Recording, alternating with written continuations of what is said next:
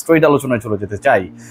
আপনারা আমার থাম্বনেইল বা ক্যাপশনে যে ব্যাপারটা দেখছেন সেটা অনেকটা চমক জায়গা নিয়ে। সবাই একটা জায়গায় আমরা চমক এক্সপেক্ট করছিলাম, একটা ব্যাপার নিয়ে সবার আগ্রহ প্রচন্ড। বাংলাদেশের সাবেক ক্যাপ্টেন এবং তার ক্যাপ্টেন্সি ছাড়াটাও ছিল আসলে অনেকটা ঘটনা প্রবাহের প্রেক্ষিতে চান্ডিকা হাথুরু সিংহে তার লাইফটাকে অতিষ্ঠ করে দিয়েছিলেন। তামিম ইকবাল খানের কথা বলছি। তাকে নিয়ে সবার প্রত্যাশা এই মুহূর্তে যে জায়গাটায় নিবদ্ধ সেটা হচ্ছে যে তিনি জাতীয় দলে কবে কামব্যাক করবেন। চান্ডিকা হাথুরু সিং এর চাকরি যায় যায় অবস্থা, ক্রিকেটারদেরকে লাথি লুথিও মারেন ফুটবল টুটবল মনে করে, এবং তিনি টিকছেন না এটা মোটামুটি নিশ্চিত আমি বলতে পারি আপনাদেরকে। এবং যদি শেষ পর্যন্ত চ্যাম্পিয়ন্স ট্রফি পর্যন্ত টিকেও যায় তাহলে আসলে এরকম একজন কোচকে টিকানোটা কতটুকু যৌক্তিক হবে সেই ব্যাপারে আমি হয়তো আমার সবচেয়ে বড় ব্রেকিং নিউজটা দিব। তার যে প্রমাণ রয়েছে লাথি মারা সেটা হয়তো আমি তখন ওপেন করে দিব, সেটা পরের আলোচনা। তিনি টিকছেন না। বাংলাদেশ দলের সবচেয়ে ক্রাইসিস হয়েছে তামিম ইকবালের যে সময়টায়, যেই সময়ে নাজমুল হাসান পাপন প্রেসিডেন্টের দায়িত্বে ছিলেন। সন্ধ্যা অবধি ছিলাম, যতটুকু বুঝতে পেরেছি ক্রিকেট বোর্ডের কর্মচারী কর্মকর্তা এনএসসির একটা সূত্র আমাকে অনেকটাই কনফার্ম করেছে এখন পর্যন্ত যে ঘটনা, তাতে তামিম ইকবাল ডেফিনেটলি বাংলাদেশ ক্রিকেটের সাথে আরো স্ট্রংলি জড়িত হতে যাচ্ছেন। এবং সেই রোলটা কি হতে যাচ্ছে সেটা তামিমের ব্যাপারে অন্য কারো স্টেটমেন্টের থেকে ভিন্ন একটা ঘটনা অনেক বেশি পরিষ্কার করে দিয়েছে। খালেদ মাহমুদ সুজন বাংলাদেশ জাতীয় দলের সাবেক ক্যাপ্টেন, বিসিবির সদ্য সাবেক পরিচালক, গেম ডেভেলপমেন্ট কমিটির চেয়ারম্যান, ক্রিকেট অপারেশনস এর ভাইস চেয়ারম্যান, তিনি আজকে সকালবেলা তিনি পদত্যাগ করেছেন। তার পরিচালকের পদ থেকে তিনি পদত্যাগ করেছেন।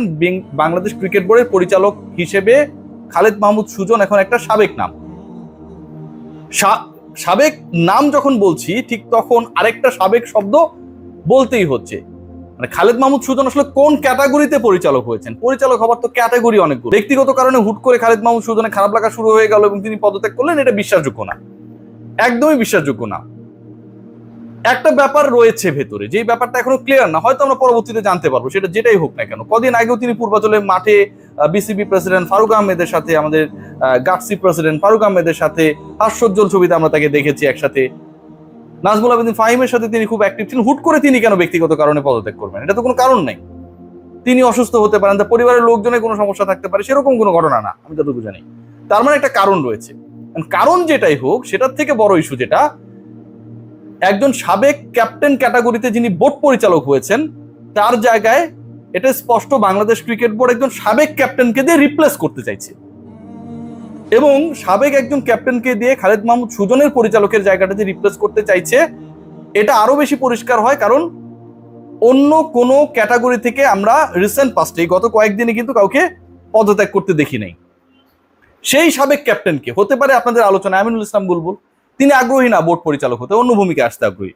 তার মানে তার অপশন বাদ। মোহাম্মদ আশরাফুল, তার অপশন বাদ, কারণ ফিক্সিং ইস্যু নিয়ে অনেক ধরনের সমালোচনা হচ্ছে, যদিও আশরাফুল এটা নিয়ে ভুল স্বীকার করেছেন। এই ব্যাপারটা নিয়ে এখনো যে এত চর্চা হচ্ছে সেটা আসলে তিনি এক্সপেক্ট করেন না, এটা আমিও এক্সপেক্ট করি না। থার্ড যে অপশন খালেদ মাসুদ পাইলট, তিনি নিজে মামলা খেয়েছেন, জমি দখলের মামলা কিছুদিন আগে খেয়েছেন, সত্য মিথ্যা পরের হিসাব। সো এদের তিনজনই বাদ। যেহেতু কোনো একটা জায়গার ইশারায় খালেদ মাহমুদ সুজন সাবেক ক্যাপ্টেন ক্যাটাগরিতে নির্বাচিত পরিচালক পদত্যাগ করেছেন, তার মানে বাংলাদেশ ক্রিকেট বোর্ড সাবেক ক্যাপ্টেন ক্যাটাগরিতেই কাউকে পরিচালক করতে চায়। এবং সেই নামটা, যেই তিনজনের নাম বললাম, আশরাফুল, বুলবুল, পাইলট, কেউ না। তার মানে কে? তাহলে কে আছে? কে বলেন? তামিম ইকবাল খান।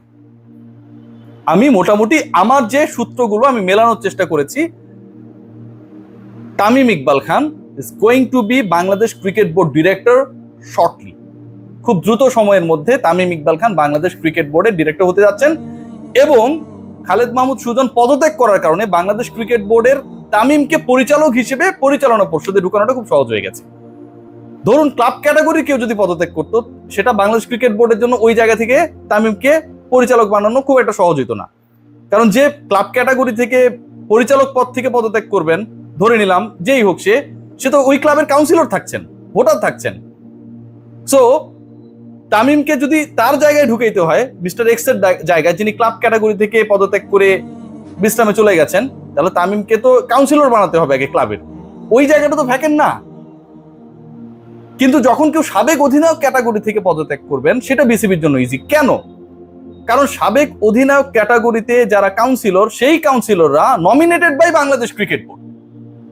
বাংলাদেশ ক্রিকেট বোর্ড সাবেক অধিনায়ক ক্যাটাগরিতে 6-7 জন 8 জন 10 জন যে কাউন্সিলর থাকেন, হীরাভাই ছিলেন এক সময়, বুলবুল ভাই আগে ছিলেন, এখন তাকে রাখা হয়নি লাস্ট টার্মে, এটা পুরোটাই কন্ট্রোল করে, মেইনটেইন করে, নমিনেশন দেয় বাংলাদেশ ক্রিকেট বোর্ড। সো ওই জায়গায় বাংলাদেশ ক্রিকেট বোর্ড যে কারো জায়গায় তামিম ইকবাল খানকে রিপ্লেস করতেই পারে এবং এরপর একটা ওপেন ইলেকশন দিয়ে দিবে, যেখানটায় সাবেক অধিনায়ক, এক্স ক্রিকেটার এবং বিভিন্ন শিওর করা, তাহলে তো তাকে একটা ইফেক্টিভ ডিপার্টমেন্ট দিতে হবে। Let's discuss about two particular department, একটা হচ্ছে ডেভেলপমেন্ট, আরেকটা হচ্ছে ক্রিকেট অপারেশনস। ডেভেলপমেন্ট কমিটির এখন যে অবস্থা, তাতে খালেদ মাহমুদ সুজন চলে যাওয়ার পর চেয়ারম্যান আর নেই, ভাইস চেয়ারম্যান রয়েছেন একজন, কিন্তু ডেভেলপমেন্ট কমিটির চেয়ারম্যান নেই। তার মানে ডেভেলপমেন্ট কমিটি চলতে পারে, যেহেতু এখনো একজন ভাইস চেয়ারম্যান রয়েছেন, তাকে চেয়ারম্যান করে দিয়ে অথবা অন্য কাউকে চেয়ারম্যান বানিয়ে ভাইস চেয়ারম্যানকে তার জায়গায় রেখে, ফারুক ভাই ভালো বুঝবে, এটা একটা অপশন রয়েছে। কিন্তু ক্রিকেট অপারেশনস ট্যুর হচ্ছে, ন্যাশনাল টিম সিলেকশন হচ্ছে, ক্রিকেটারদের পাওনাদি বেতনাদি এসব নিয়ে প্রসেস রয়েছে, উইমেন ওয়ার্ল্ড কাপ হচ্ছে সামনে, সেটাও কোনো না কোনো ভাবে অপারেশনস সাথে, যদিও উইমেন উইং আলাদা, লিঙ্কড আপ। সো কোচ নিয়োগ দেয়া হবে, কোচের চাকরি চলে যাবে সামনে, এই পুরো প্রক্রিয়াটা হচ্ছে কিন্তু ক্রিকেট অপারেশনস কেন্দ্রিক। You need someone dynamic who can play his role successfully, who knows the Bangladesh cricket very well. ওই জায়গাটায় আমার কাছে যতটুকু মনে হয় Tamim Iqbal is going to take over the responsibility of cric ops, যেখানটার চেয়ারম্যান এবং ভাইস চেয়ারম্যানের দায়িত্বে ছিলেন জালাল ইউনুস এবং Khaled Mahmud Sujan.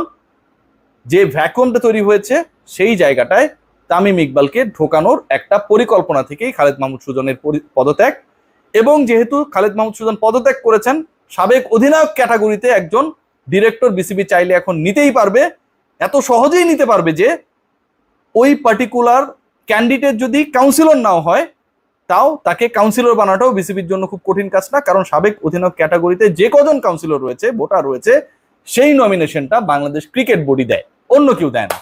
So it's very easy for Tamim Iqbal to entry into the board. Let's see what happen, but the information I have till now, Tamim Iqbal is going to be the part of Bangladesh Cricket Board as a director. তার ক্রিকেটে ফেরার সম্ভাবনাটা আপাতত খুব কম, খুবই কম। সবাই ভালো থাকবেন, টেক গ্রেট কেয়ার। ফারুক আহমেদের এই বোর্ডের সবচেয়ে বড় চমক হতে যাচ্ছেন তামিম ইকবাল ভিন্ন রোলে।